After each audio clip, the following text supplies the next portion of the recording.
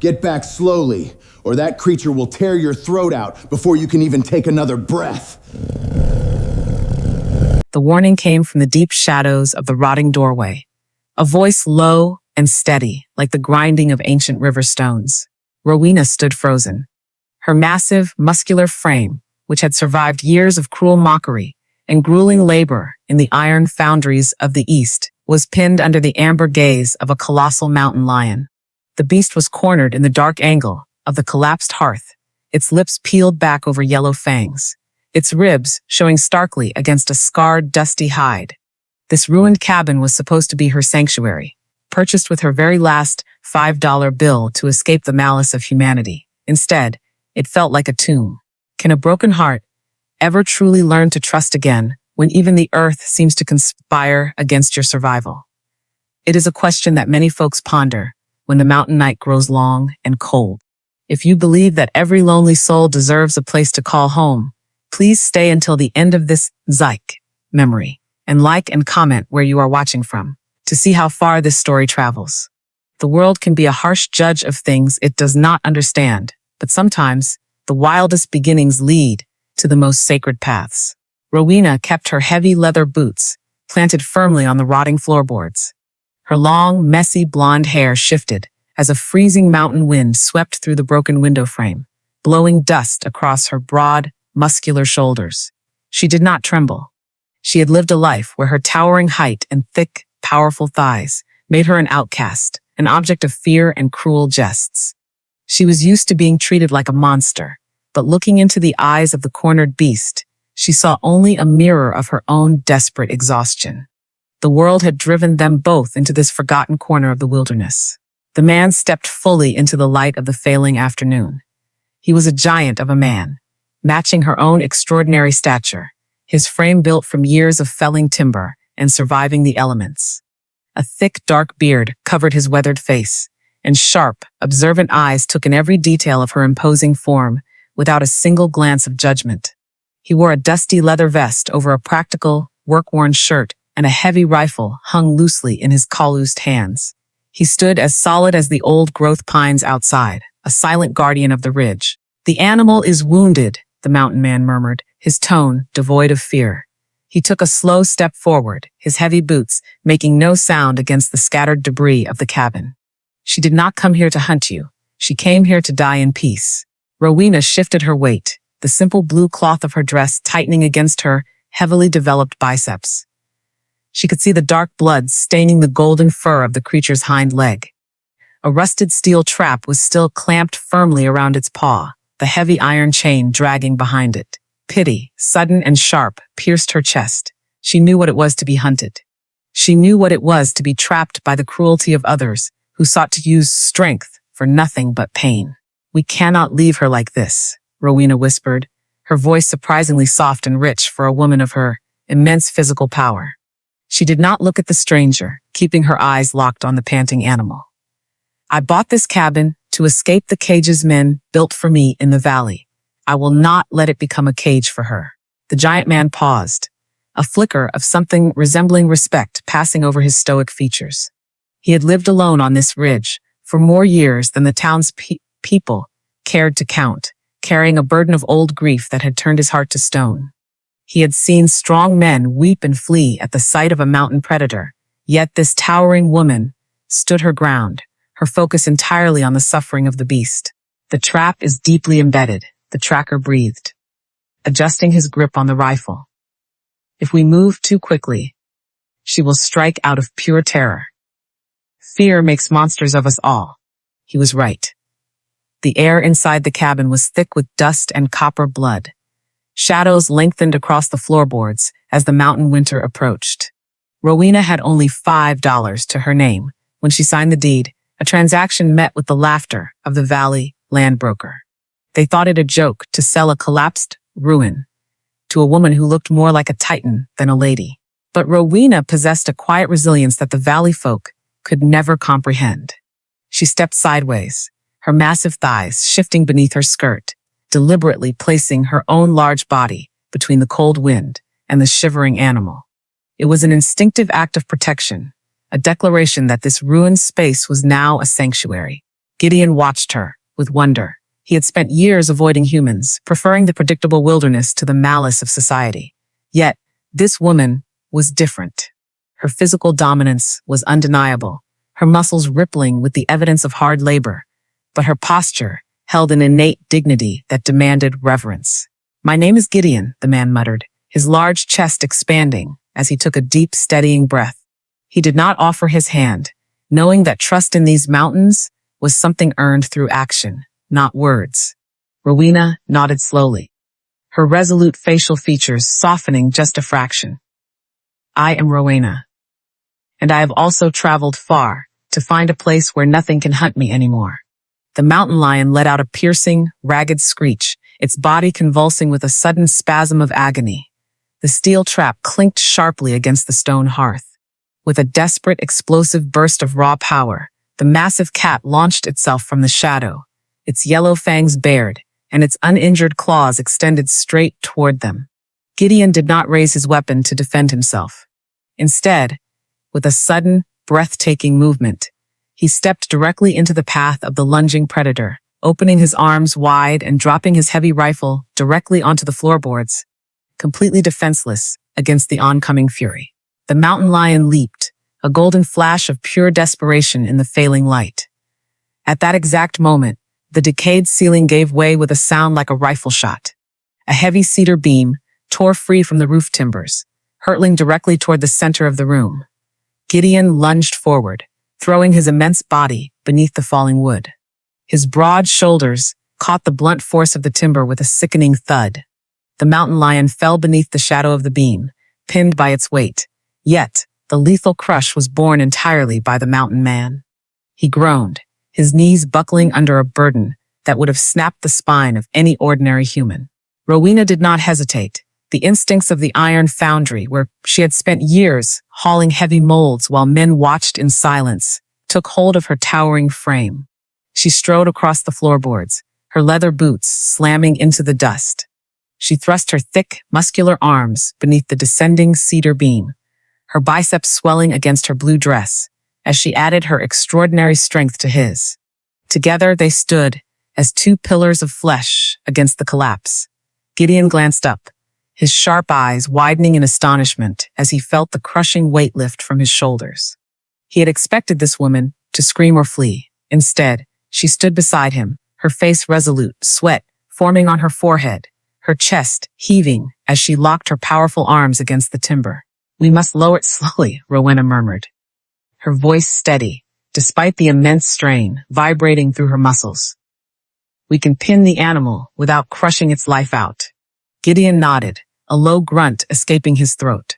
Together, using a synchronized rhythm, they guided the massive beam downward. It settled across the thick hindquarters of the mountain lion, pinning the creature securely to the floor, but leaving its chest and head free from pressure. The cat let out a low, defeated hiss, its golden eyes blinking in exhaustion as the fight finally drained from its magnificent, battered body.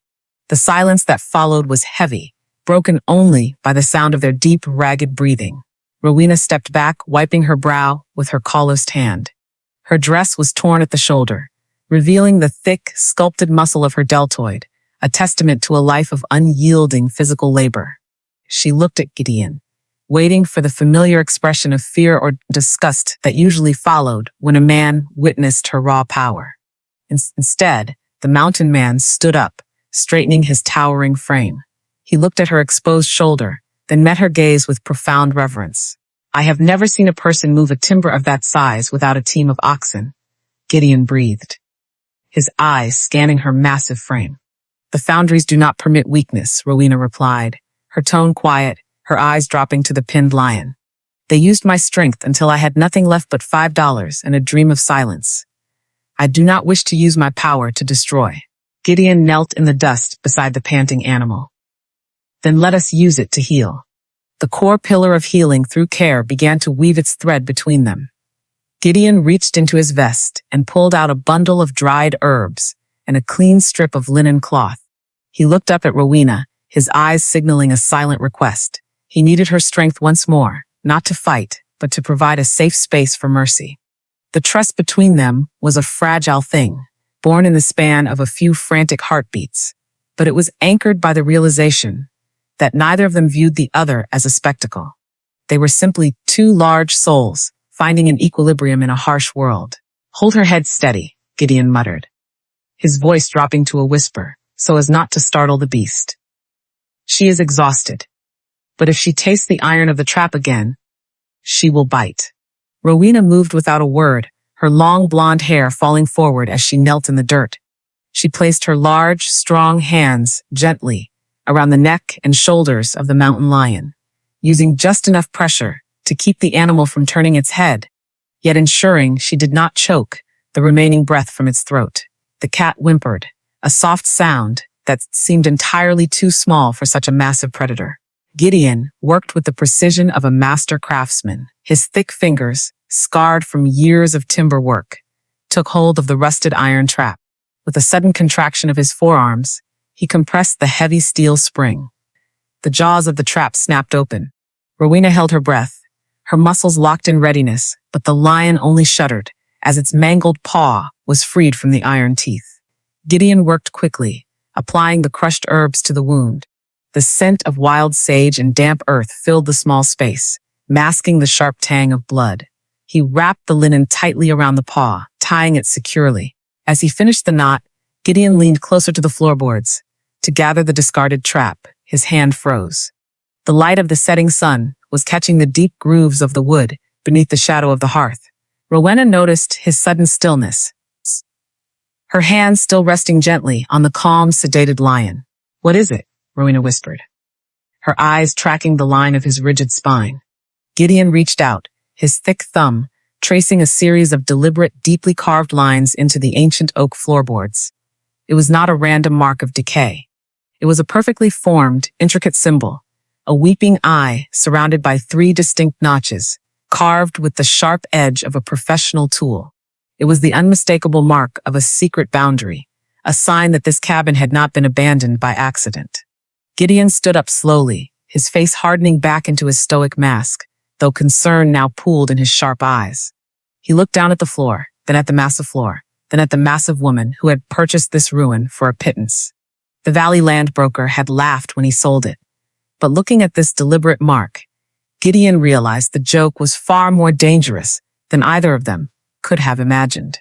Outside, the first flakes of a sudden mountain snowfall began to drift through the broken roof, leaving them trapped with a secret that threatened to bury them both before the night was through.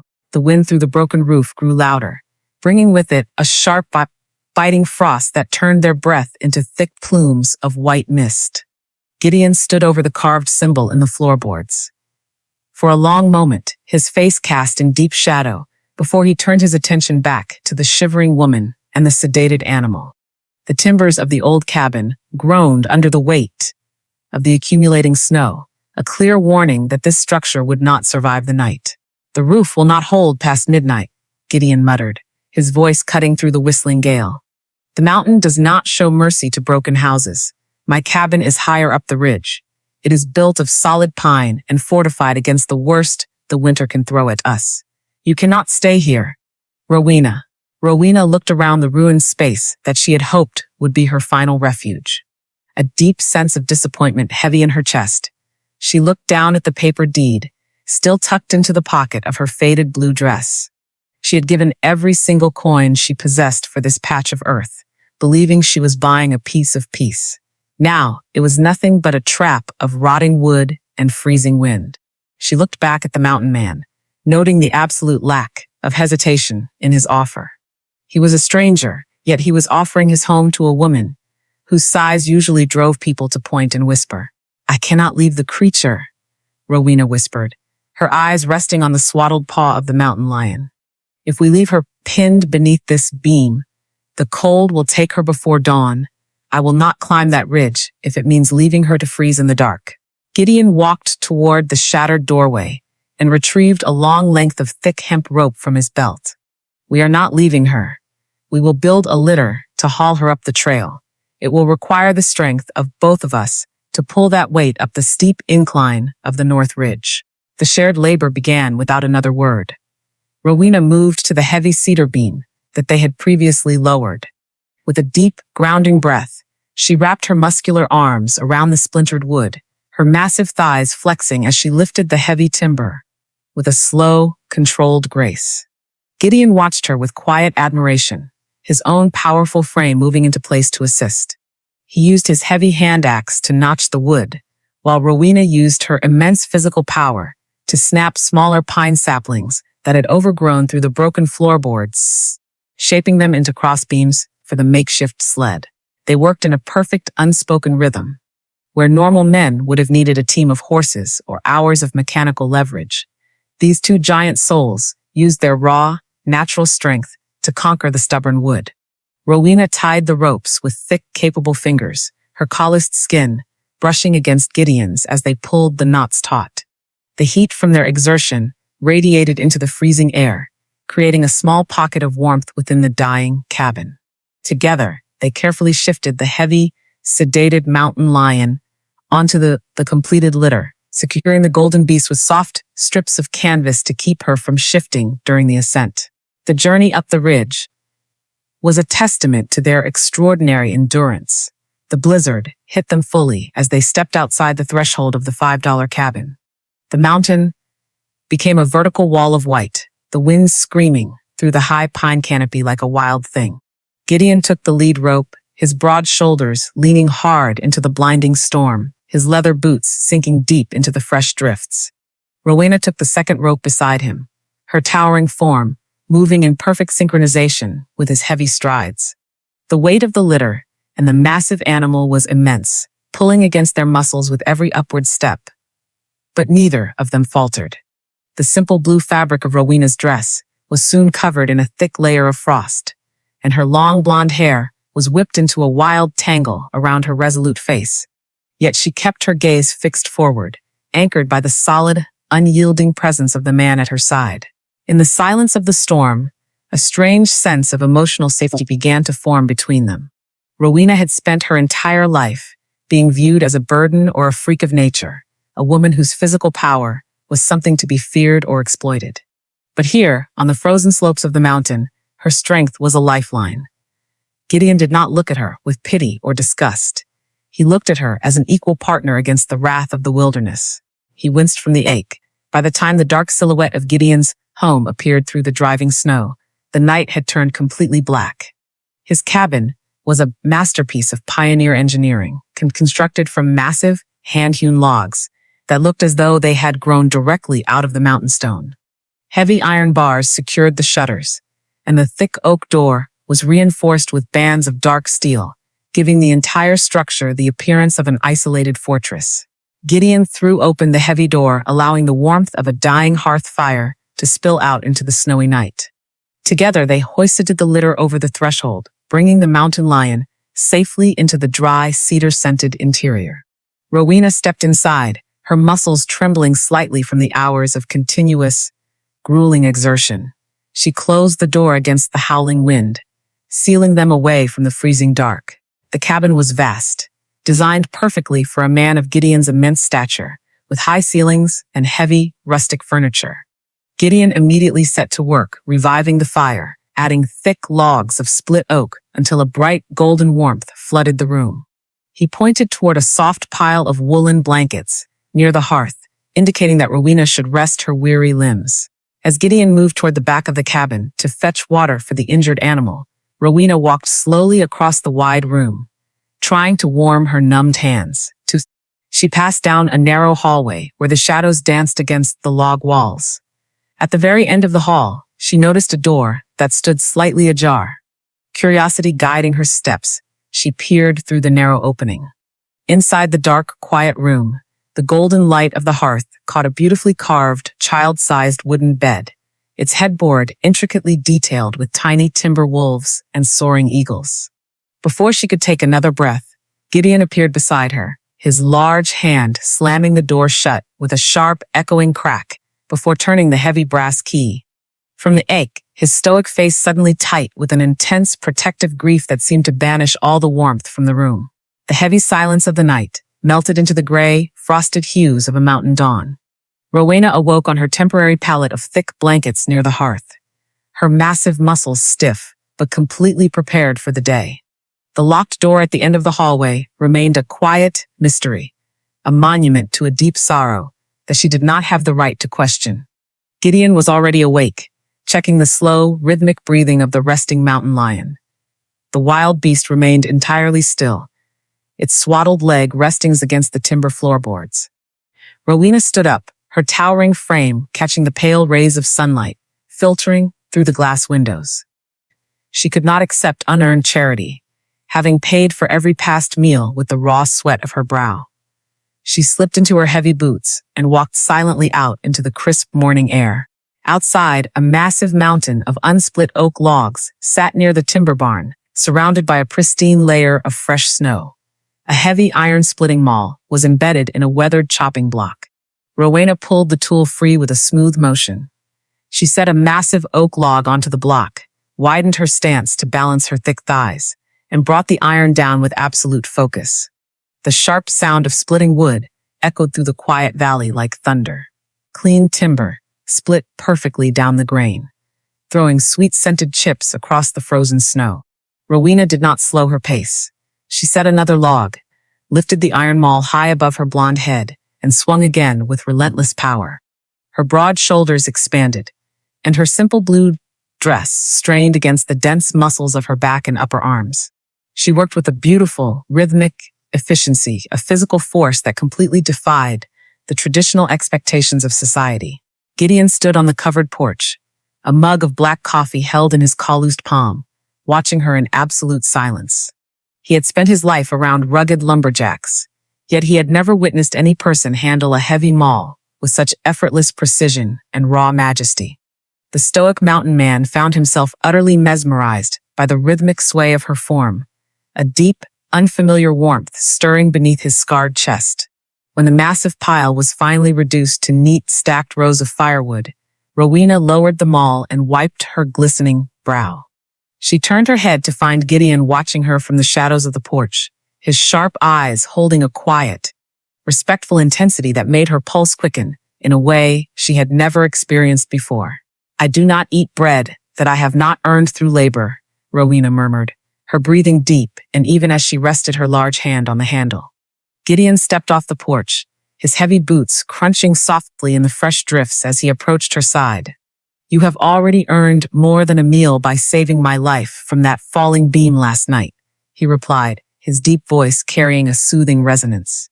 "But these stacks will keep this cabin warm through the hardest stretch of the winter." "I am deeply grateful for your strength, Rowena."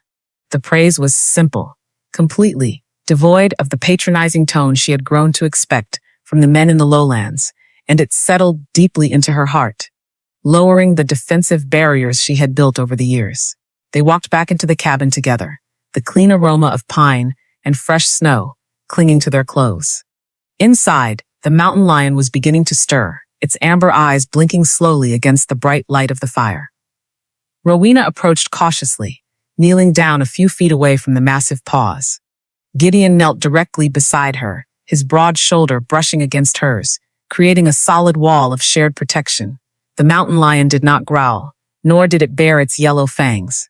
Instead, the wild beast lifted its heavy head and looked directly into the faces of the two giant human beings sitting before it. In the pure, uncorrupted judgment of the animal, there was no fear, only an intuitive recognition of safety. The lion let out a low, soft rumble from deep within its chest, a gesture of absolute recognition and submission. It was a moment of profound emotional validation for them both. The world viewed them as terrifying monsters due to their physical dominance, but this innocent creature saw only their true, gentle worth.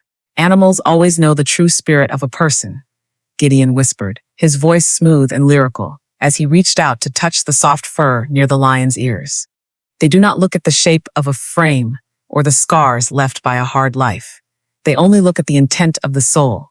I have always preferred the absolute silence of the woods to the cruel chatter of the valley towns," Rowena whispered, her voice tightening with the memory of past humiliation. "The people in the industrial town, Tennis, used to gather in crowds just to watch me lift iron rails. They laughed while they paid me half of what the men earned. They made me feel as though I did not belong anywhere on this earth." Gideon turned his head, his jaw tightening beneath his dark beard as he locked his gaze onto hers. They were small men, he muttered fiercely. Small men always try to diminish a great thing so they can feel tall. You belong here, Rowena. The mountain does not care about the malicious gossip of small minds. The defenses that Rowena had carried for decades began to crumble completely under his steady words, replaced by a profound sense of emotional safety. However, the peaceful morning was suddenly shattered, just as the sun reached its highest point in the sky. A distant, thunderous crash reverberated through the valley, shaking the glass panes of Gideon's cabin with violent force. It was immediately followed by the unmistakable sound of cracking timber and a thick column of black smoke rising rapidly through the distant tree line. Rowena stood up instantly, her face turning pale as she recognized the exact direction of the destruction. It was coming from the valley below, from the precise coordinate where her $5 cabin stood, leaving them to wonder who was violently destroying her newly purchased home before she could even return to claim it. The ride down the steep mountain trail was cold, swift, and completely shrouded in the heavy tension of the unknown. Gideon saddled two massive draft horses from his timber barn, beasts bred for hauling heavy logs rather than speed. But their immense power was precisely what they needed to navigate the deep snowdrifts. Rowena rode beside the mountain man, her towering frame sitting perfectly upright in the saddle. She watched the thick, dark column of smoke twisting against the gray sky, her large hands gripping the leather reins tightly. The smoke was rising exactly from the geographic plot where her $5 ruins stood, the very place she had sought out to hide from the malice of the world. Folks in the valley often forget that true strength does not roar. It remains silent under pressure, absorbing the cruelty of the world without breaking. When the two giant figures finally rode into the muddy, bustling streets of the valley town, the noise of the frontier settlement simply died away. Wagons stopped rolling. Blacksmiths lowered their heavy hammers. The townspeople paused on the wooden boardwalks, turning to stare at the massive woman in the faded blue dress and the wild, heavily bearded mountain tracker riding beside her. Rowena felt the familiar weight of their judgmental eyes raking over her broad shoulders, her thick thighs, and the heavy muscles of her arms. It was the exact same prejudiced scrutiny she had fled the industrial foundries to escape. Yet, this time, she was not alone. Gideon rode slightly ahead of her, his broad back serving as a silent, unyielding shield against the stares of the crowd. They dismounted in front of the land registry office. The building was loud with the arrogant laughter of men who made their fortunes trading the misfortunes of others. Rowena stepped up onto the wooden porch, her heavy boots thudding against the floorboards with a sound like dropping anvils. She pushed the glass door open. The laughter inside stopped instantly. Behind an ornate oak desk sat Silas, the wealthy landbroker who had sold her the blind deed. He was a sharply dressed man with a cruel, calculating smile. He looked up from his ledger, his eyes widening briefly at the sheer, imposing size of the woman filling the doorway, before a mocking sneer spread across his face. He leaned back in his leather chair, steepling his fingers together as Gideon stepped into the room right behind Rowena, plunging the office into heavy shadow. Well, I did not expect to see you walking into my office again, the broker mocked, his voice laced with venomous amusement. Tadsteckfist. I heard a terrible noise up on the ridge this morning. I figured the rotting roof finally collapsed and buried you along with your $5 fortune. Rowena stood completely still, her resolute face betraying no emotion, though the heavy muscles in her forearms tightened. She reached into her pocket and placed the folded paper deed onto the desk of the broker. I have come to register the title, Rowena announced, her rich, steady voice cutting through the thick air of the room. The roof fell, but I did not. The land is mine, and I want the legal seal placed upon it today. The broker erupted into a harsh, cruel laugh, drawing the attention of several clerks and townsfolk who had gathered near the open doorway to listen. He picked up the paper between two fingers, as if holding a piece of trash. You truly do not understand, do you, giant? The broker sneered, loud enough for the entire crowd outside to hear. That $5 deed was a joke, a parlor trick to take the last few coins from a desperate stray. That cabin sits directly over an unstable, condemned silver mine shaft. We detonated the main support beams this morning to collapse the tunnels and clear the ridge for a new logging road. The explosion you heard was the destruction of your precious sanctuary. You bought a sinkhole, woman, and you are currently standing here, demanding the rights to a pile of rubble. The cruelty of the revelation hit the air like a physical blow. The townsfolk in the doorway began to murmur and chuckle, pointing fingers at the towering woman who had been foolish enough to believe she could buy a home for $5. The humiliation was designed to crush her spirit, to remind her that society would never allow a woman of her size and wild appearance to possess anything of true value. Gideon reacted immediately. The stoic mountain man stepped forward, his heavy boots shaking the floorboards. His scarred hands slammed down onto the oak desk, with enough force to crack the polished wood. The inkwell rattled violently. The broker flinched, leaning back as the massive frame of the tracker leaned over him. "You will seal the paper, or I will seal your mouth with the wood of this desk," Gideon rumbled, his voice dropping into a deadly, quiet register that promised immediate violence. Before Gideon could act further, Rowena placed her large, calloused hand gently against the chest of the mountain man. She stopped him with a single touch.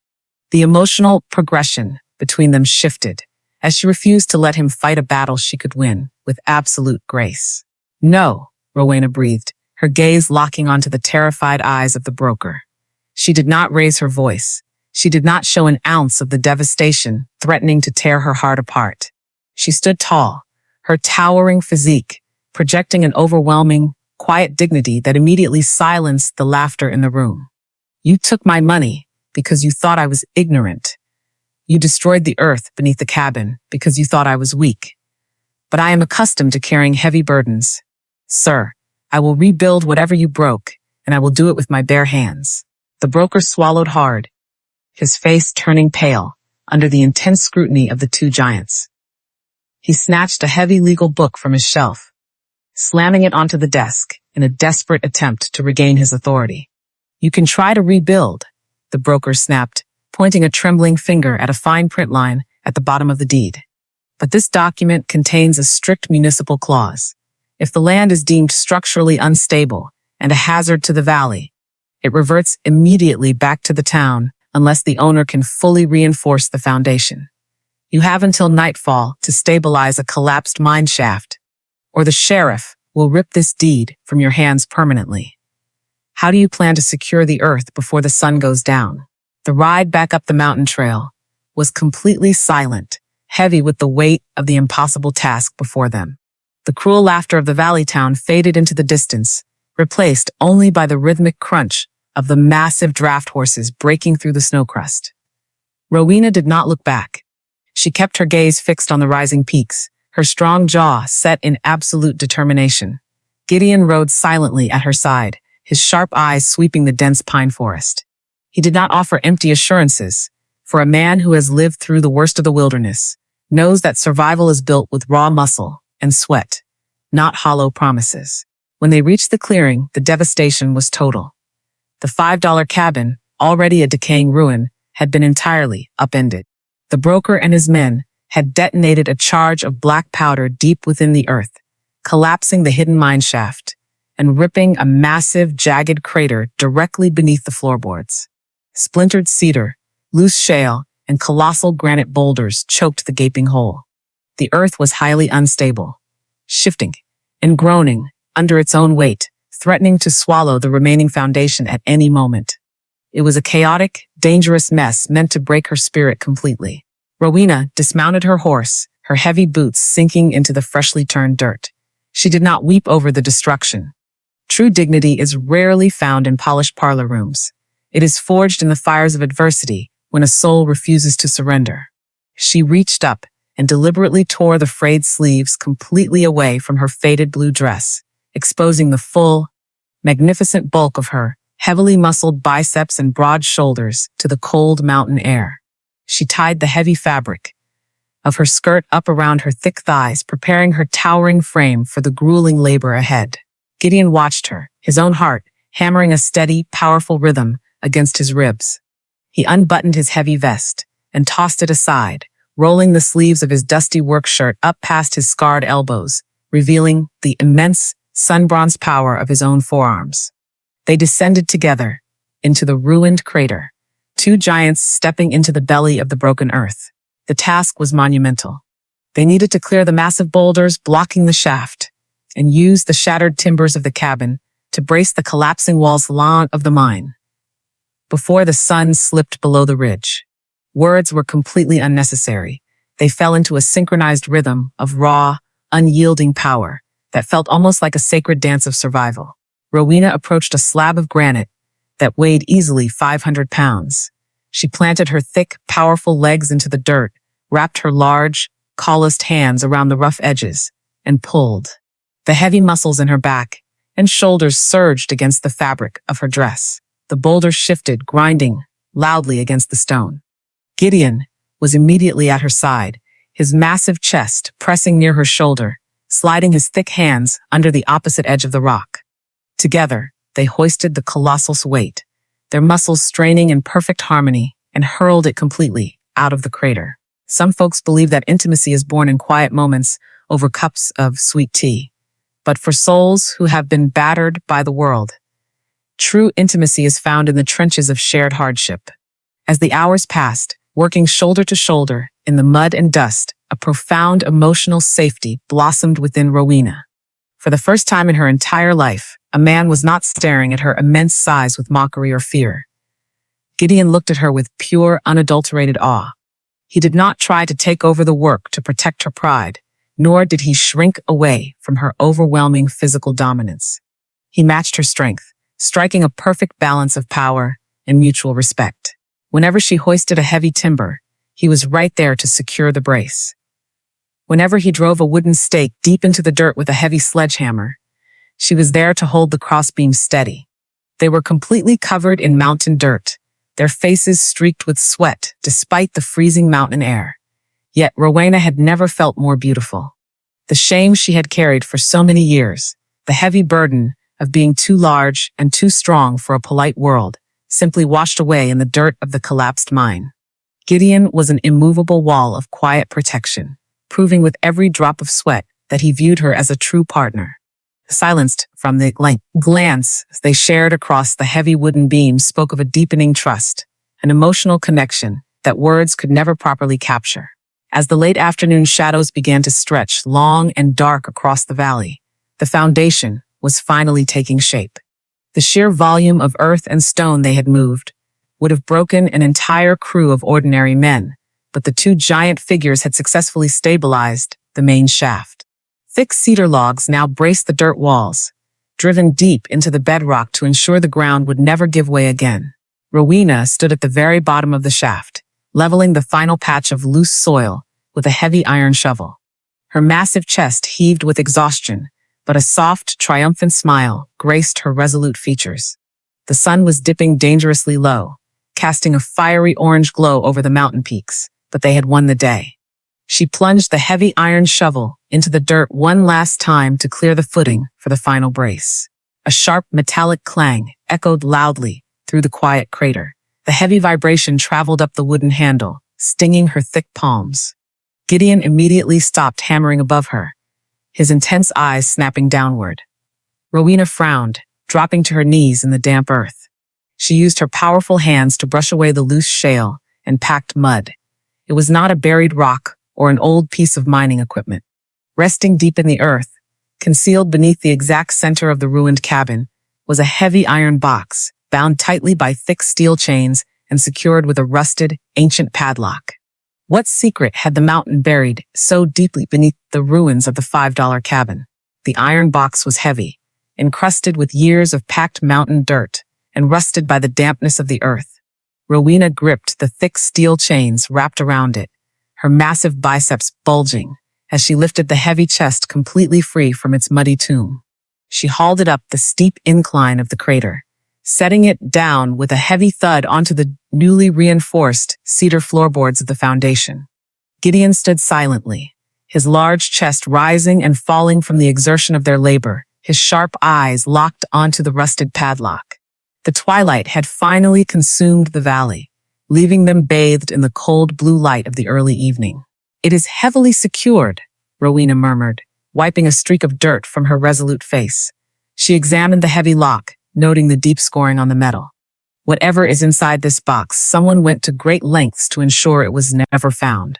Gideon did not reply. He stepped forward, drawing the heavy iron-splitting maul from his belt. He did not ask for permission. The sudden tension radiating from his towering frame spoke of a deep, unsettled urgency. He brought the heavy iron down, with a short, brutal swing, smashing the rusted padlock against the stone foundation. The old metal snapped with a sharp crack, the broken pieces clattering away into the dark. He unwound the thick chains, tossing them aside, and pried the heavy iron lid open with his calloused fingers. Inside the box, carefully wrapped in thick layers of oiled canvas, to protect them from the elements, were a series of leather-bound journals and several small, intricately carved wooden toys. A tiny wooden horse, a perfectly scaled timber wolf, and a small, delicate eagle that matched the carvings on the child-sized bed in Gideon's locked room. Rowena felt a sudden chill that had nothing to do with the falling temperature. She looked up at Gideon. The stoic, immovable mountain man had completely frozen. All the color drained from his weathered, sun-bronzed face. His broad shoulders slumped as if an invisible, crushing weight had just been dropped upon his back. His breathing grew shallow and erratic, a sound completely foreign to the calm, steady rhythm she had come to rely on over the past 2 days. Gideon reached into the box with trembling, scarred fingers. He pulled out the topmost journal. The leather cover was stamped with a familiar, intricate symbol, a weeping eye surrounded by 3 distinct notches, the exact same mark that was carved into the floorboards of the ruined cabin. "They built it right over the top of the old shaft," Gideon whispered, his voice cracking, entirely devoid of its usual, deep resonance. "I sold the lower ridge to the logging company 10 years ago to pay for medicine. They promised me they would cap the mine safely. They promised the ground was stable." Rowena stepped closer, her massive frame moving slowly so as not to startle him. The emotional walls Gideon had spent years building were crumbling right before her eyes, exposing a raw, agonizing wound that had never truly healed. The fear of rejection and the terror of facing his own past paralyzed him. "Gideon," Rowena said softly, placing her large, warm hand gently on his trembling forearm. "What is this place? Why are your things buried beneath my cabin?" Gideon slowly looked up at her, his dark eyes wide with a profound, terrifying grief. The man who had faced down a mountain lion without blinking was completely broken by a stack of old paper. It was not an avalanche, Gideon breathed, the horrific truth finally clawing its way out of his throat. "The town told everyone it was a snowslide that took my family. But it was not. I built our first home right here, on this exact spot. I trusted the company men when they said the old silver mine beneath the soil was properly capped. When the heavy winter rains came 10 years ago, the weakened earth simply gave way in the middle of the night. The cabin collapsed into the crater." He dropped the journal onto the floorboards, pulling his arm away from Rowena's touch. He took a staggering step backward, looking at the newly reinforced timbers they had just installed with absolute horror. "I pulled my wife and my son from the rubble, but it was too late." Gideon choked out, his massive hands covering his face. "I buried their belongings here, deep in the earth, and carved the weeping eye into the floorboards as a warning to anyone who tried to build on this cursed ground. I moved higher up the mountain to hide from my failure. And now, the brokers sold this graveyard to you as a joke." The core pillar of being betrayed by blood and past choices shattered the quiet connection they had built. Gideon could not bear the heavy weight of his guilt. Winced. The sudden realization that he was standing in the exact place where he had failed his family overwhelmed his senses. The man, who was a silent protector to everyone else, believed he was nothing but a destroyer. Before Rowena could find the words to comfort him, a sudden violent blizzard swept over the ridge, bringing a blinding squall of heavy snow and howling wind. Gideon turned sharply, completely overcome with panic and a desperate need to flee the ghosts of the mountain. He practically threw himself onto the back of his massive draft horse, abandoning his tools and his heavy vest on the ground. "Gideon, stop. You cannot ride into a whiteout, Rowena shouted over the roaring wind, her rich voice full of sudden, desperate panic. But the mountain man did not listen. He dug his heels into the horse's flanks, disappearing instantly into the blinding, freezing wall of white snow, riding recklessly toward the highest, most dangerous peaks of the ridge. With the storm escalating into a deadly freeze, will Rowena risk her own life and brave the mountain to go after the man who had protected her? Rowena stood frozen at the edge of the shattered crater, the heavy snow instantly clinging to her exposed arms and the torn fabric of her blue dress. The world had turned into a violent, howling wall of pure white. Gideon was completely gone, swallowed by the fury of the mountain and the overwhelming weight of his own sudden despair. He winced from the ache. A lesser woman would have sought the warmth of the valley, leaving the broken mountain man to the ghosts he so desperately wanted to join. But Rowena knew the agonizing chill of total abandonment, and she absolutely refused to let the man who had treated her with such profound dignity perish in the dark. She reached down into the freezing mud and snatched up his heavy, discarded leather vest. She swung herself into the saddle of the remaining draft horse with a single powerful heave. She did not bother to search for a safe path. She kicked her heavy boots into the flanks of the beast, driving the massive animal directly up the steep, treacherous ridge, following the rapidly disappearing tracks of Gideon's horse before the blizzard could completely erase them. The cold was absolute, a bitter, biting force that sought to strip the heat from her bones. The wind screamed through the high pines, tearing branches from the trunks and hurling sharp shards of ice through the dark air. Rowena leaned low over the neck of the horse, her thick, muscular thighs gripping the saddle with unyielding force to keep from being blown completely off the ridge. After a mile of brutal climbing, the horse finally balked, its massive chest heaving, entirely unable to push through a massive snowdrift that blocked the narrow pass. Rowena did not hesitate. She slid down from the saddle, leaving the exhausted animal in the shelter of a high rock wall. She would proceed on foot. The snow was already waist-deep, but the raw, punishing labor of the eastern foundries had built her for impossible burdens. She drove her heavy boots into the drifts, using her massive thighs like battering rams to break the snow crust. A heavy fallen lodgepole pine completely blocked the trail ahead, snapped in half by the violent winds. Rowena stepped up to the jagged timber, wrapped her thick, powerful arms around the freezing bark, and planted her feet securely. With a thunderous roar of exertion, her broad shoulders and heavily muscled biceps swelled against the cold, and she violently shoved the massive tree completely off the ledge, clearing the path with a sheer physical dominance that rivaled the storm itself. She pushed higher into the frozen peaks, her breathing ragged, her long blonde hair plastered to her face by the ice. Finally, near the edge of a towering, wind-scored cliff, she found his horse shivering beneath a cluster of dense evergreens. A few yards away, in the very center of a small clearing, knelt the towering figure of Gideon. He was completely still, a giant statue of sorrow rapidly being buried by the falling snow. He knelt before two small, humble cairns made of smooth river stones, the true resting place of his family. The heavy cold had already turned his lips blue, and his broad shoulders were slumped in utter, complete defeat. He had not come up here to seek shelter. He had come up here to let the mountain finally take him, believing his life was nothing but a curse to those he tried to love. Rowena dropped to her knees beside him in the deep snow, the impact shaking the ground. She immediately wrapped his heavy leather vest around his shivering shoulders, her large, warm hands gripping his thick arms fiercely. "You cannot stay here." "Gideon," Rowena shouted over the roaring wind, her voice vibrating with desperate command. "The cold is taking your blood. You must stand up." Gideon barely moved. He slowly lifted his head, his dark eyes vacant, completely hollowed out by the agony of his memories. The stoic protector was entirely gone, replaced by a shattered soul begging for the end. "Leave me, Rowena," Gideon choked out, his voice barely a rough whisper against the gale. "I built my home on a grave. I brought ruin to them, and I will bring ruin to you. The earth took them because I failed. Let the storm have me. It is what I deserve."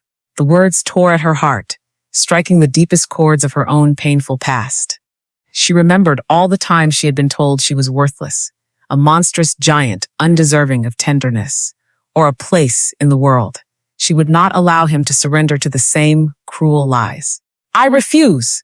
Rowena cried out, her rich voice cutting through the blizzard with absolute authority. She slid her heavy, calloused hands onto his freezing cheeks, forcing him to look directly into her resolute, beautiful face. "You did not break that earth, and you are not a destroyer. You are the man who stood unarmed before a wild beast. You are the man who offered his sanctuary to a stranger when the whole world laughed at her. You saved me, Gideon, and I will not let you die here in the dark." With a sudden, explosive surge of her incredible strength, Rowena wrapped her massive arms completely around his broad chest. She planted her heavy boots deep into the snow and hauled the massive mountain man directly to his feet. She refused to let him fall, wrapping one of his thick arms securely over her broad shoulders, becoming the immovable pillar he so desperately needed. The profound emotional dependence shifted entirely. The silent protector was now being carried by the giant woman he had sworn to shelter. Rowena dragged him away from the cliff edge, using her massive frame to break the brutal wind. Through the blinding whiteout, she spotted a dark, shallow fissure in the granite rock face, a small cave offering a desperate reprieve from the deadly wind. She hauled him inside the cramped, dry space, pulling him down onto the stone floor. She wrapped her massive arms around him, pulling his freezing body tightly against her own, sharing the immense heat of her powerful frame to drive the deadly chill from his bones. Gideon buried his face against her neck, his massive chest trembling violently as years of frozen grief finally broke, pouring out of him in silent, shaking sobs. As they huddled together in the complete darkness, the sound of the howling wind suddenly changed. A large, dark shadow completely blocked the narrow entrance of the cave. Rowena stiffened, her muscles locking in immediate defense as two glowing amber eyes materialized in the gloom. The mountain lion they had rescued stood silently at the mouth of the cavern, its thick golden coat dusted with snow. The beast stared intently into the dark space. Has the wild creature tracked them through the deadly blizzard to claim its revenge, or has it come to guide them safely through the frozen night? The lion stood motionless. The violent wind howled directly behind the beast, throwing a spray of white ice into the dark fissure of the rock. Rowena tightened her massive arms around the shivering body of Gideon. Her heavy muscles locked tight. She prepared her towering frame to fight for their survival. The golden predator took a slow, deliberate step forward into the gloom. It did not bare its yellow fangs, nor did it let out a threatening growl. Instead, the wild animal lowered its heavy head, moving with a noticeable limp that favored the bandaged paw they had treated the previous day. It crawled slowly into the cramped, freezing space. It circled the stone floor once. Then it collapsed heavily against the broad back of Gideon, pressing its thick, furred body directly into the freezing man. The beast had not come to hunt or claim revenge. It had come to share the life-saving warmth of its own massive frame, proving silently that true kindness can tame the wildest things. The combined, radiating heat of the giant woman and the wild mountain lion wrapped Gideon in an unbreakable cocoon of survival. The freezing, deadly chill of the rock fissure slowly retreated, pushed back by the sheer will of the living creatures huddled within. Rowena held the mountain man close, her chin resting gently upon his broad shoulder, listening intently as his erratic, panicked breathing finally smoothed into the steady, calm rhythm of deep sleep. The brutal storm finally broke just before dawn. Pale, golden sunlight pierced the narrow opening of the granite cave, illuminating the thick dust motes dancing in the quiet, frozen air. Gideon opened his dark eyes slowly. He did not pull away from the warm, powerful embrace of the towering woman. For the very first time in 10 agonizing years, the crushing weight of his profound guilt was entirely absent from his chest. He looked at the heavily muscled arms wrapped securely around him, realizing with absolute clarity that this giant woman had braved a deadly tempest simply to prove he was worthy of life. The mountain lion stirred beside them, stretching its heavy, golden limbs before stepping out into the bright, blinding light of the morning. The beast paused at the edge of the snowdrift, looking back at them with clear, amber eyes, and then bounded silently away into the high, untamed peaks of the ridge. Gideon stood up slowly, his towering frame casting a long shadow against the stone. He reached down, offering his large, scarred hand to Rowena. She took it firmly, her calloused palm sliding perfectly into his rugged grasp. Words were completely unnecessary. They descended the steep, snow-covered mountain together, walking back to the fortified timber home as two fundamentally changed souls who had finally laid their heavy burdens to rest. The interior of the timber home became a true sanctuary of golden light and deep, resonant warmth. Gideon built a roaring fire within the massive stone hearth, chasing the last remnants of the winter chill from their exhausted bones. The heavy emotional walls that had separated them were completely dissolved, leaving only a profound, tender intimacy in their wake. Later that morning, Gideon walked down the narrow hallway and opened the heavy wooden door to the locked room, emerging with a small block of sweet-smelling cedar and a collection of sharp, delicate carving knives. He returned to the warmth of the hearth, pulling a heavy wooden chair directly beside the one occupied by Rowena.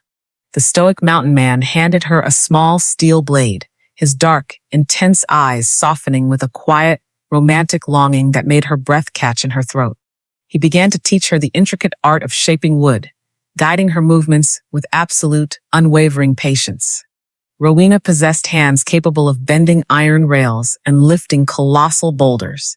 Yet, under his gentle instruction, she learned to apply her immense strength with breathless, microscopic precision. Gideon leaned close, his broad shoulder pressing firmly against her own, heavily muscled arm. He reached out slowly, placing his thick, calloused fingers directly over her large hand to gently correct the angle of the steel blade. The simple skin-to-skin contact sent a deep, thrilling shudder entirely through her towering frame. They sat together, in the quiet warmth of the cabin, surrounded by the sweet scent of fresh pine shavings and wood smoke, shaving away the rough edges of the cedar block until the smooth shape of a mountain bird began to emerge from the timber. For Rowena, the act of carving the wood felt exactly like carving away the heavy armor she had been forced to wear her entire life. She felt utterly safe, profoundly cherished, and completely understood by the giant man sitting beside her. The harsh memories of the industrial foundries and the cruel mockery of the valley towns simply ceased to exist within the quiet, shared space of their new beginning. The peaceful morning shattered abruptly with the violent sound of iron striking wood. A loud knock echoed furiously against the thick oak door. Rowena jumped, the carving knife slipping from her grasp and clattering onto the floorboards. Gideon frowned, the quiet peace vanishing instantly from his stoic features. He stood up slowly, his towering frame shifting back into a stance of absolute protection. He walked to the heavy door and pulled the iron latch back. The harsh light of the winter noon spilled into the room, revealing the stern face of the town sheriff. 4 armed deputies stood upon the porch behind him, their hands resting cautiously upon their revolvers. The sheriff did not look at Gideon. His cold, calculating eyes bypassed the mountain man completely, locking directly onto the towering figure of Rowena standing near the stone hearth. The lawman reached into his heavy wool coat and pulled out a rolled sheet of parchment, stamped with the red wax seal of the magistrate. He unrolled the paper, his voice devoid of warmth or mercy. "Rowena, you are hereby ordered to vacate this mountain immediately," the sheriff announced, his tone flat and undeniably authoritative. "I hold a legal writ of eviction for the ruins of the $5 cabin and all surrounding property." Rowena felt the blood drain from her face, her heavy muscles tensing in sudden shock. They had stabilized the earth just as the legal clause required. They had survived the destruction and the brutal blizzard. Who had sent the armed lawman to tear her away from the only home she had ever known, and what new, devastating deception was hidden within the ink of that eviction notice? Gideon stepped forward, his body becoming an immovable barricade between Rowena and the armed men. His height and massive build forced the deputies to take a step backward, their hands tightening reflexively on their belts. The sheriff did not retreat, though he narrowed his eyes as he looked up into the mountain man's grim, bearded face.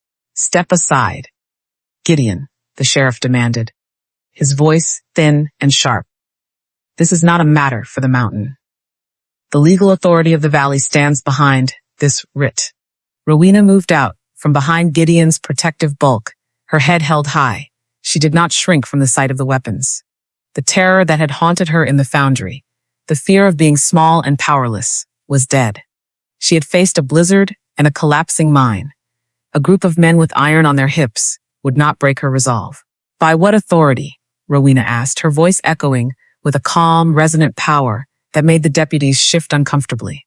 We fulfilled the requirement. The mine shaft is braced, the foundation is secured, and the earth is stable. I have the right to my property.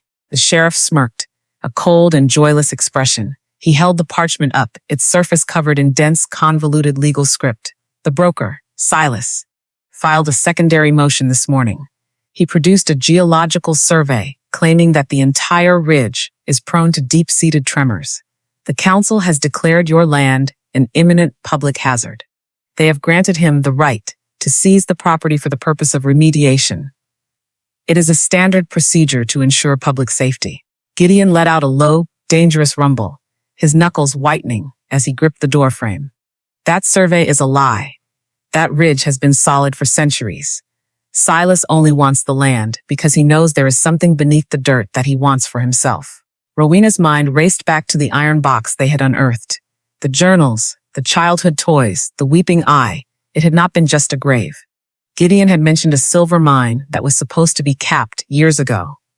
If the broker was this desperate to evict them, it meant the mine was not empty. He winced from the ache. The broker was not trying to protect the town from a hazard. He was trying to steal a fortune that had been buried by a tragedy. I will not leave, Rowena stated, her posture unwavering.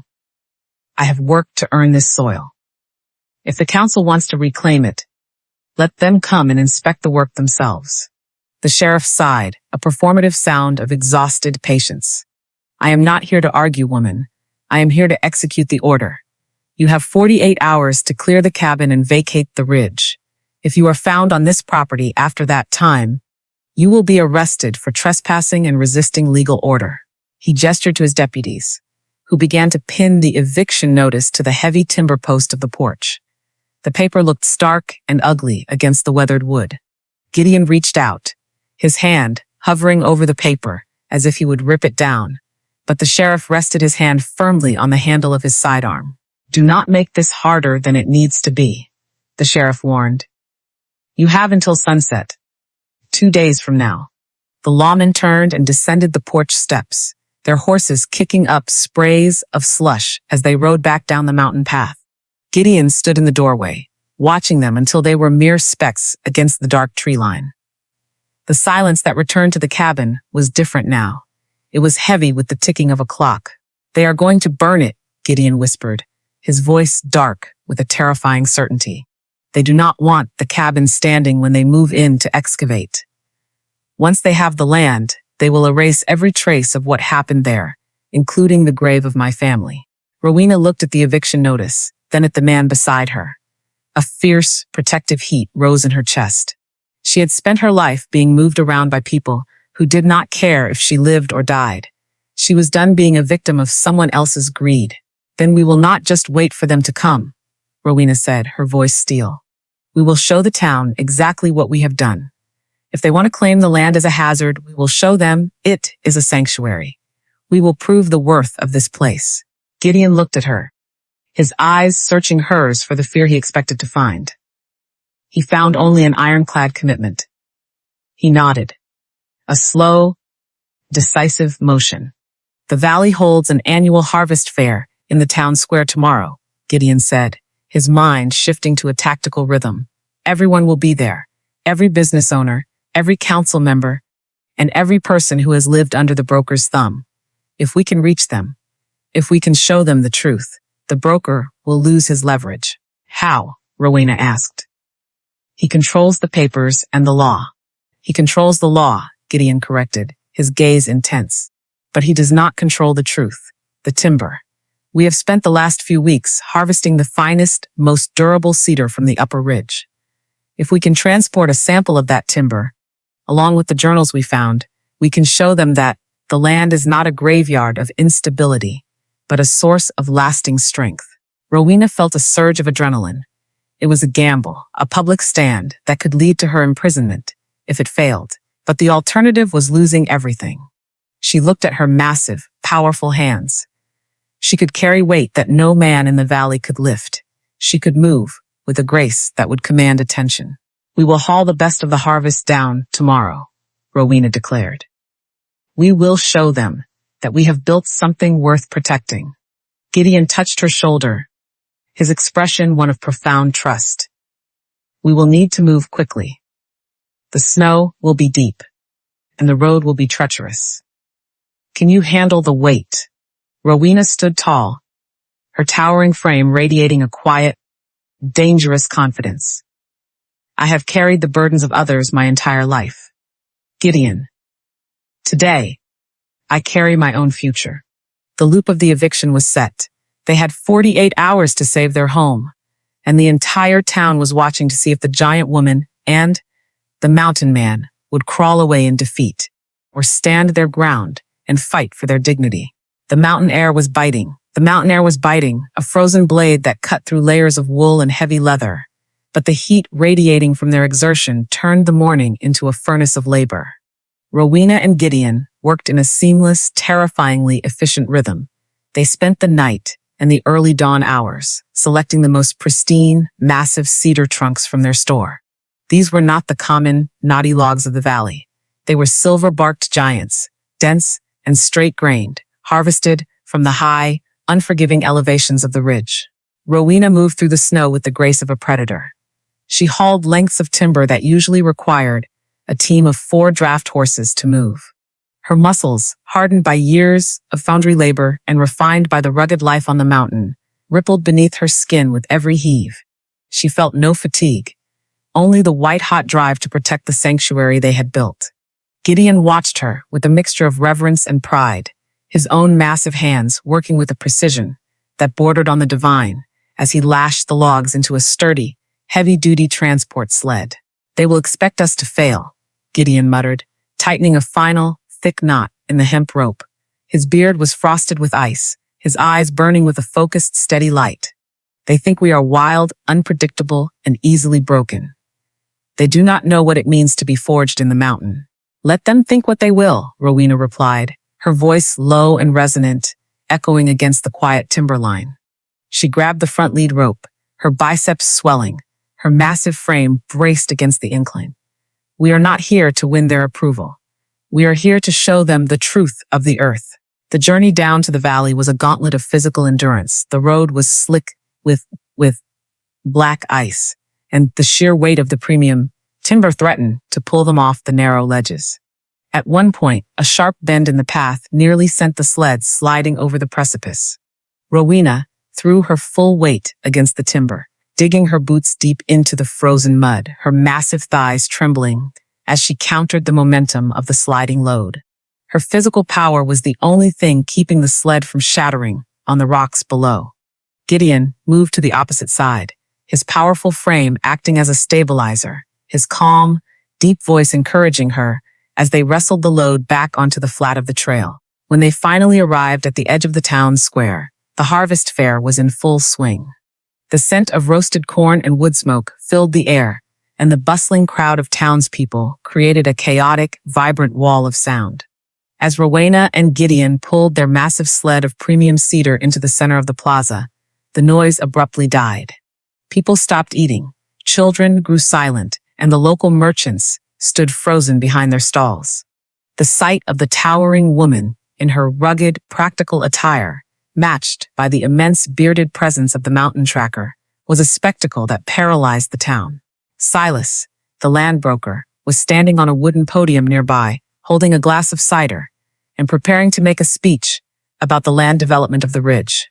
He saw the sled, and his face turned a sickly, mottled gray. He gestured frantically to the sheriff, who stood near the town hall, but the momentum of the crowd was already shifting. Rowena stepped up onto the sled, standing atop the massive, polished cedar logs, like a queen surveying her kingdom. Fing Lysak. She looked at the faces of the people who had mocked her, the people who had cheered for her eviction, and she spoke. She did not shout. She spoke with the calm, steady authority of someone who had faced death and found life on the other side.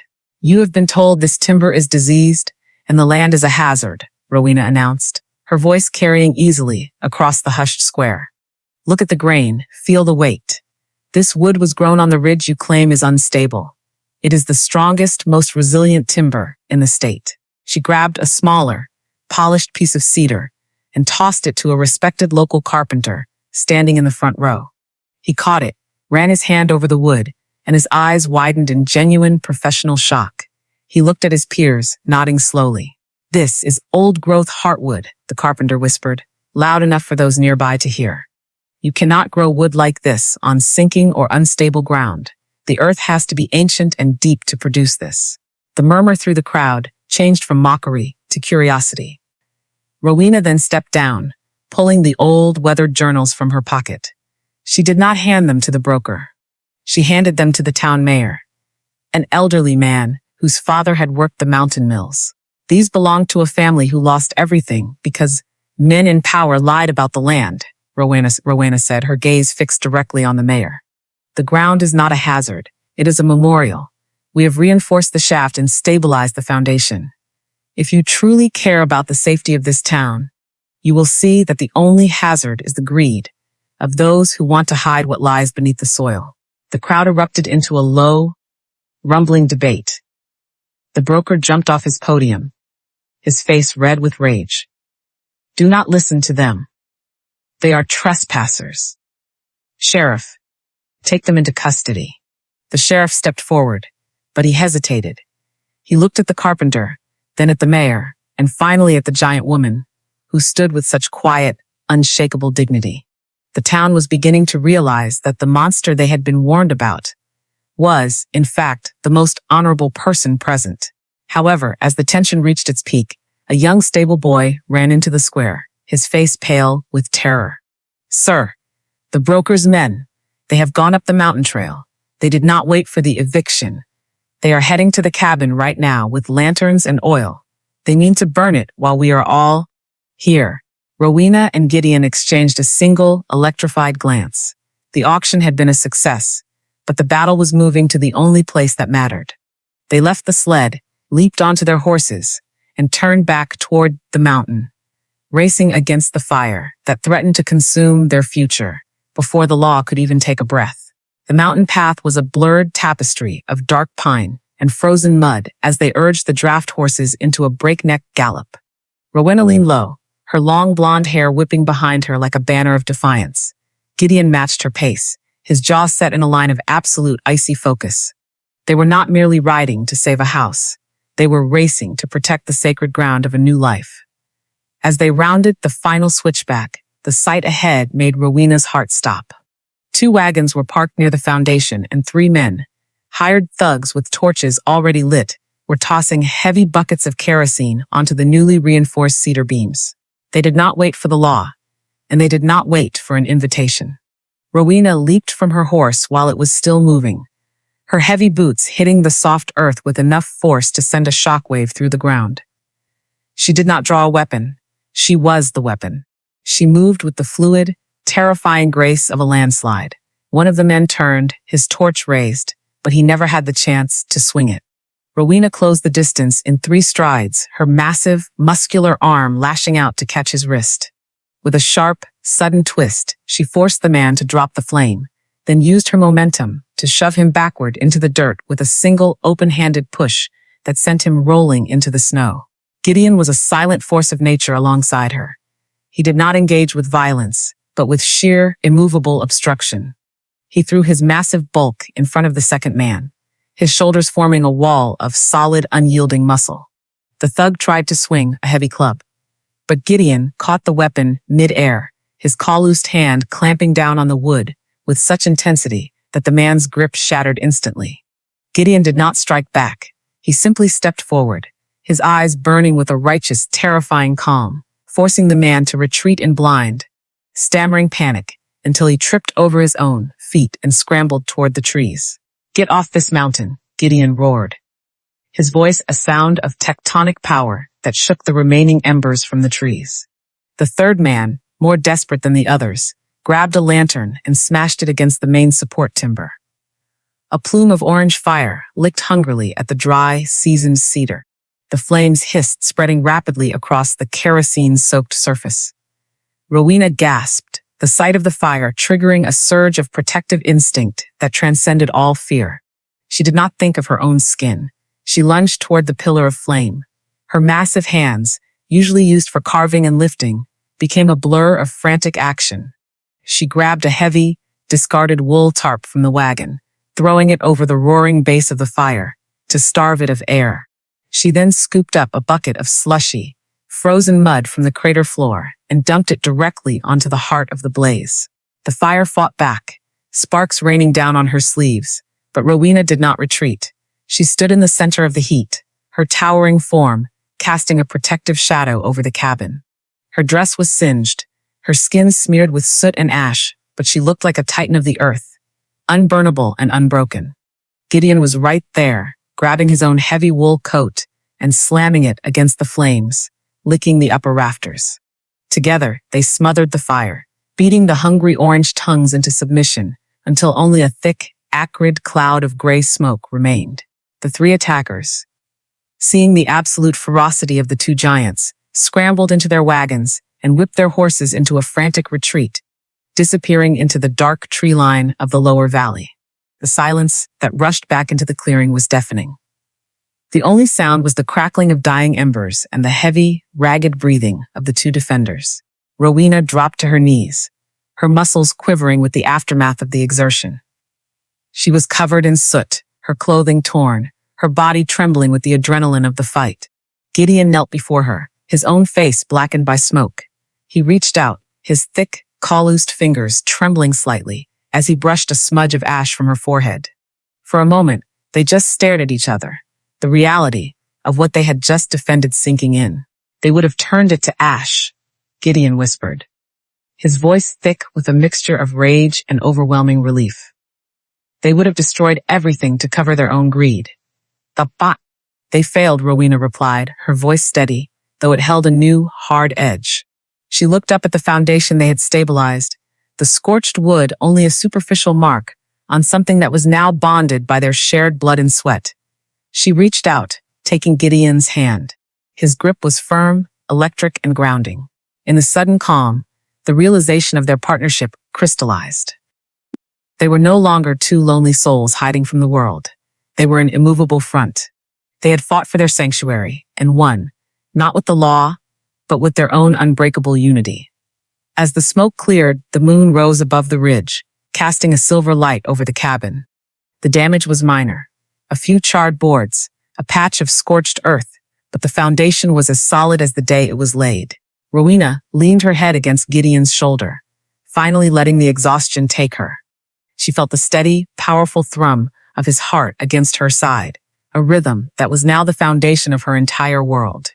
They had reached the edge of ruin, faced the fire of human malice, and emerged completely unchanged, save for the fact that they now knew they would never have to stand alone again. The conflict had not broken them. It had tempered them into something that no broker or lawman could ever hope to dismantle. They were home. The mountain silence returned, not as a threatening void, but as a peaceful blanket that settled over the clearing. The fire had been reduced to a heap of smoldering, blackened timbers that the freezing night air quickly turned into gray ash. Rowena and Gideon remained in the crater, their bodies heavy with the profound exhaustion that follows a battle fought with both physical might and desperate willpower. Rowena sat upon a large, smooth stone, her massive frame trembling slightly as the adrenaline finally began to drain from her system. Her dress, once a simple garment, was now a tattered relic of the night, stained with soot and forest mud, exposing the deep, sculpted lines of her shoulders and the powerful, corded muscle of her arms. She did not feel the cold. She felt only the warmth of Gideon's presence as he moved around the perimeter of the foundation, ensuring that every spark was extinguished. Gideon walked back toward her, his movements slow and deliberate. The moonlight caught the silver light in his thick, dark beard and the sharp, hawk-like intensity of his eyes. He stopped in front of her, his shadow falling across her feet. He looked at her not with the detached admiration of a warrior, regarding an ally, but with a deep, consuming gaze that seemed to strip away the remaining defenses of her soul.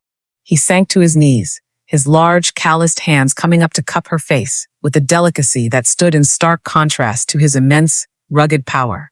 He traced the line of her jaw, his thumb brushing away a smear of black ash from her cheekbone. "You possess a spirit that the mountain itself cannot break," Gideon whispered, his voice resonant and clear in the quiet air. Rowena leaned into his touch, her eyes closing, as she savored the sensation of being truly, completely seen. "I only did what was necessary to survive," she breathed, her voice a soft melodic contrast to the harsh wind that still whistled through the trees. "Survival was not the goal," Gideon corrected, his tone shifting into something raw, vulnerable, and profoundly tender. "You brought a light into this cold place that I had long ago extinguished. I lived for 10 years in a state of living death, believing that my only purpose was to serve as a monument to my own failure. I believed that I was cursed to bring destruction to anything I attempted to cherish." He paused, his chest rising and falling as he forced himself to voice the truth he had carried in silence for a decade. "When I looked at you, when I saw your strength, your dignity, and the kindness you extended to that wounded beast, I saw the very things I had lost in myself," Gideon continued, his eyes searching hers for any sign of rejection. "I was terrified to love you, Rowena.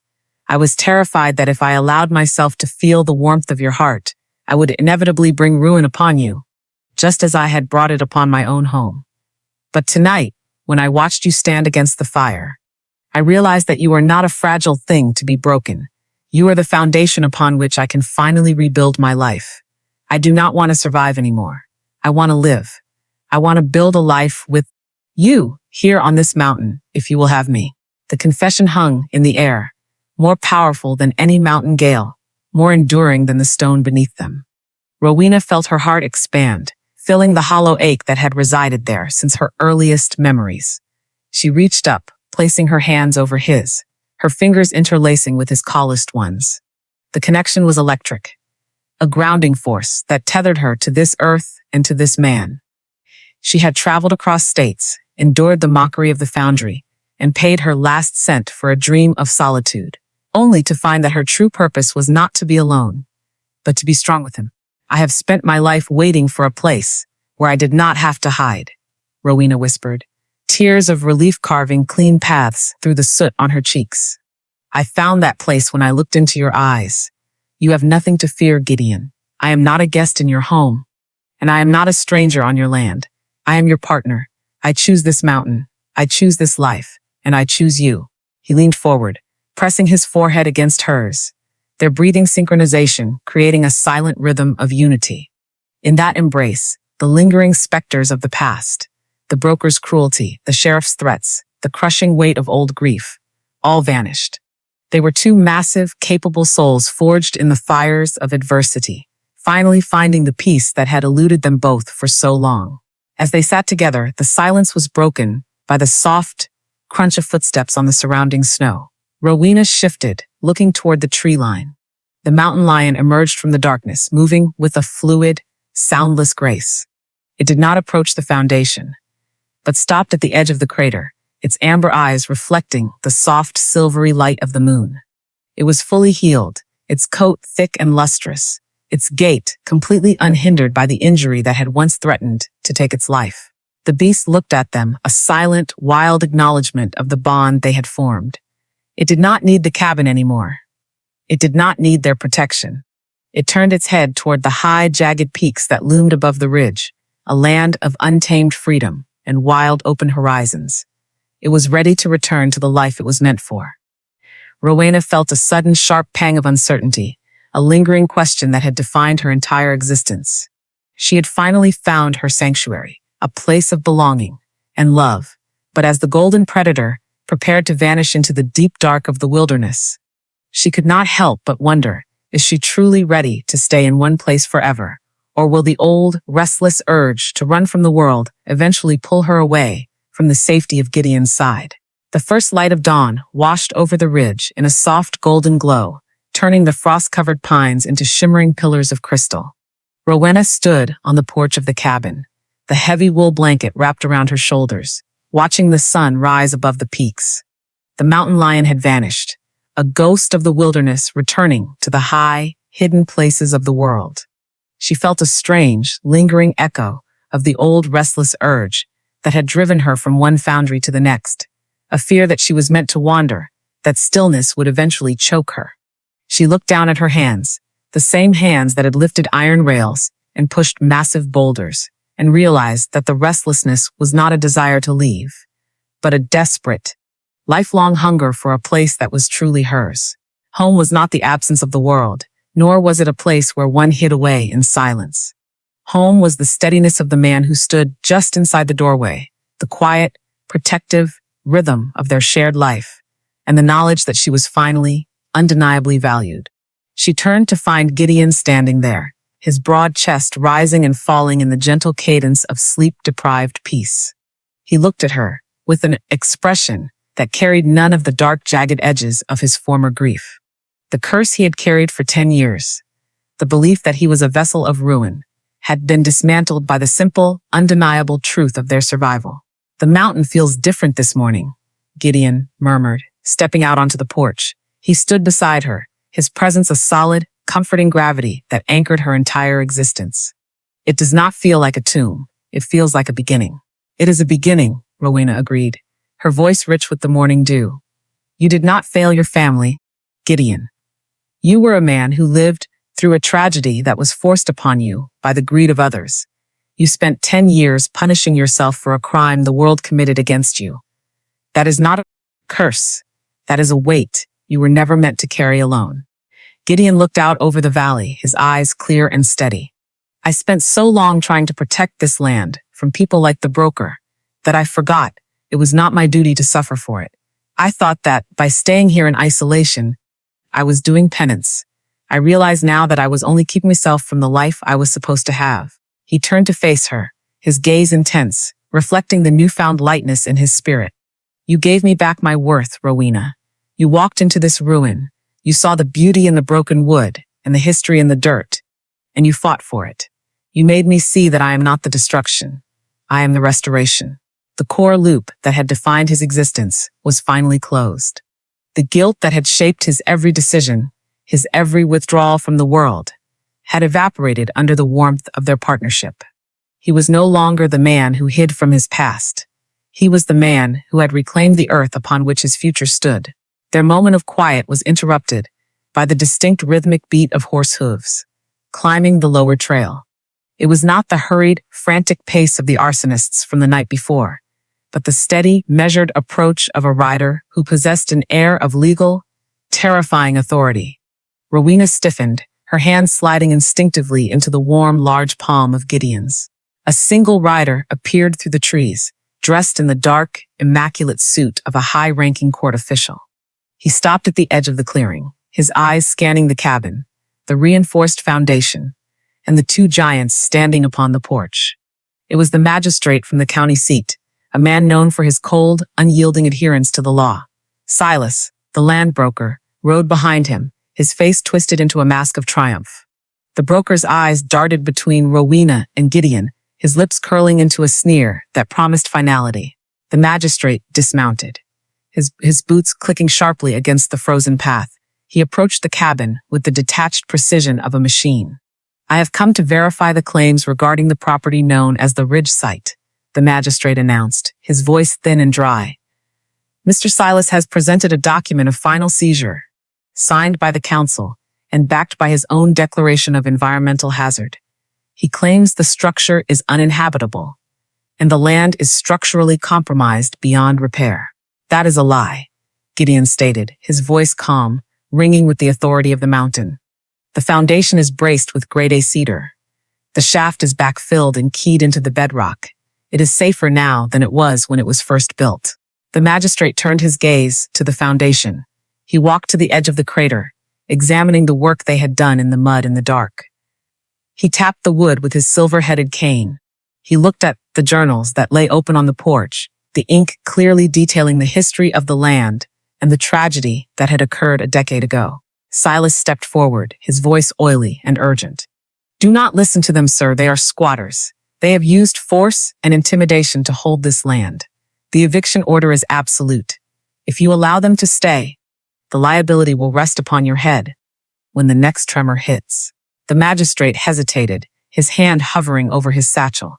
He was a man who worshipped the letter of the law, and Silas had presented a case that looked perfect on paper. He looked at Rowena, then back at the broker. "I have the final ruling here," the magistrate declared, pulling a document from his coat. "The seizure is based on the geological report provided by the broker's firm. If I find that the land has been restored to code, the eviction stands canceled. But if there is even a hint of instability," the broker smiled, a flash of predatory satisfaction crossing his face. "The evidence is buried. Magistrate. They have nothing to show for their efforts but mud and rotted timber." Rowena felt the final, desperate trap closing around them. The broker was confident because he knew the magistrate's reliance on bureaucratic procedure. They were one signature away from losing their sanctuary forever. As the magistrate began to unfold the document, the wind picked up, swirling the dry ash of the night's fire into the air. Silas looked at the scattered debris of the journals and the tools, his eyes gleaming with the knowledge that he had almost won. Could they prove the truth of the land before the magistrate's quill struck the paper, or would the broker's deception be the final, crushing blow to their dream? The magistrate's quill hovered over the inkwell, the dark liquid trembling as the mountain wind gusted against the cabin porch. Silas, the land broker, wore a smile of predatory anticipation, his eyes darting toward the distant horizon as if expecting the arrival of his demolition crew. The document of eviction lay flat upon the wooden crate serving as a desk. Rowena did not flinch. She stepped forward, her towering stature casting a long, commanding shadow that seemed to swallow the arrogance of the broker. She gestured toward the crater, where the cedar racing stood as a silent testament to their labor. "You speak of hazards." "Sir," Rowena stated, her voice steady and clear. "Yet you have not inspected the work. You have relied only on the words of a man who stands to gain from the ruin of this land." The magistrate hesitated, his gaze shifting from the stern, unyielding face of the woman to the jagged, reinforced earth of the shaft. Before he could speak, the rumble of heavy wagons broke the silence. A convoy of timber carts ascended the path, led by the local carpenter and the mayor from the valley town. They climbed down, their expressions grave and professional. The carpenter approached the crater, running a calloused hand over the cedar beams. Rowena and Gideon had hands set into the bedrock. "This is not a temporary patch," the carpenter announced, his voice carrying clearly to the magistrate. "I have inspected the work. These timbers are set deeper than the original foundation ever was. The earth is keyed into the mountain stone. It is structurally sounder than the town hall itself." The broker's smile vanished. He stepped forward, his face flushed with panicked rage. "These people are criminals. They have manipulated the local trade. Do not trust the opinion of backwater woodsmen." The magistrate narrowed his eyes, looking at the forged geological survey Silas had provided. A document that now looked suspiciously thin compared to the physical evidence before him. He leaned down, examining the bracing with his own eyes, touching the cold, solid bedrock that Gideon had cleared by hand. He turned to the broker, his expression shifting from detached bureaucracy to cold, judicial fury. "You stated in your report that the bedrock was shattered," the magistrate said, his voice dropping to a dangerous, low volume. "Yet I see no fracturing. You stated that the site was abandoned due to structural failure. It appears instead to be a site of active, professional restoration." The magistrate reached into his satchel, withdrawing the eviction writ. He tore the paper in half, the sound echoing like a gunshot through the clearing. "The eviction is denied. Furthermore, your charter as a land broker in this county is under immediate review for falsification of public records. You are finished, Silas." The broker stammered, his bravado crumbling, but the sheriff's men, who had accompanied the mayor, were already closing the distance. Silas turned and fled toward his horse, his face twisted in defeat, vanishing down the mountain trail as his reputation disintegrated behind him. The mayor shook Gideon's hand, a look of genuine respect on his face, before turning to Rowena. "We have been wrong about you," the mayor admitted, his tone humble. "This mountain has been a source of pain for too long. Perhaps it is time we recognize the people who are actually holding it together." As the crowd dispersed, and the silence returned to the ridge. Rowena felt a profound, tectonic shift within her spirit. The fight was over, but the true life was only beginning. The seasons shifted, painting the mountain in hues of vibrant green and then the burning orange of autumn. Rowena and Gideon stood together on the foundation of their new home. They had torn down the last of the rotting cabin walls, using the timber to feed the hearth, and in their place, they began to raise a structure built for their size, their strength, and their future. It was a house made of massive, hand-cut stone and iron-reinforced pine, a fortress of belonging that would stand for a century. They did not build it in haste. They built it as they lived, with rhythm, with care, and with the unshakable knowledge that they were constructing something that would outlast them. Rowena hauled the heavy granite slabs, her massive muscles rippling under the summer sun, while Gideon set the mortar with the precision of a master craftsman. Their labor was no longer a struggle for survival. It was a hymn of gratitude. They had learned that strength is not merely the ability to carry a burden, but the courage to set it down. Gideon had found redemption, not by hiding from his past, but by building a future on the very earth where he had once buried his grief. Rowena had found that she did not need to run from the world to be free.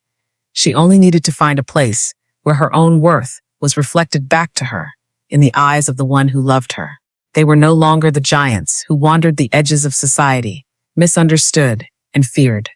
They were the heart of their own mountain, a testament to the fact that even the most broken ground can support the most beautiful life. When the stone house was finally finished, it stood as a monument to their union, a place where the wind could howl and the snow could fall, but where the warmth inside remained constant. They had built a sanctuary, not only for themselves, but for any souls lost in the wilderness who needed to see that they were, in fact, strong enough to build their own foundation. The mountain was no longer a place of ghosts. It was a place of life, a home forged in stone and spirit, where every sunset promised a tomorrow shared in the quiet, absolute safety of each other's arms. They had arrived, they had endured, and they had finally, truly, come home. This story is a work of fiction. Any resemblance to real persons, living or dead, or actual events is purely coincidental.